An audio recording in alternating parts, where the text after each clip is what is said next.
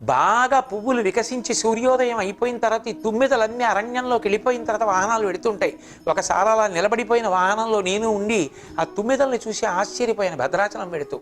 కాబట్టి వసంత ఋతువు సురభి, గోమాత సురభి, కామధేనువు సురభి, ఇవన్నీ మనసుకి మంగళప్రదత్వం, బాహ్యంలో అపారమైనటువంటి పుణ్యాన్ని ఇస్తాయి.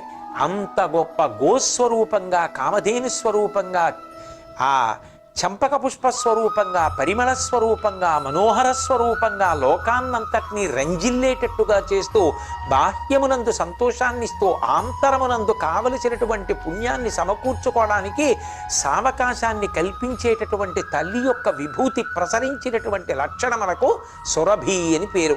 ఆ సురభిగా ప్రకాశిస్తున్న తల్లివి అమ్మా లక్ష్మి, నువ్వే, నీకు నమస్కారం అని ఆ నామంలో సురభి అన్న పేరుతో అమ్మవారిని కీర్తిస్తున్నారు.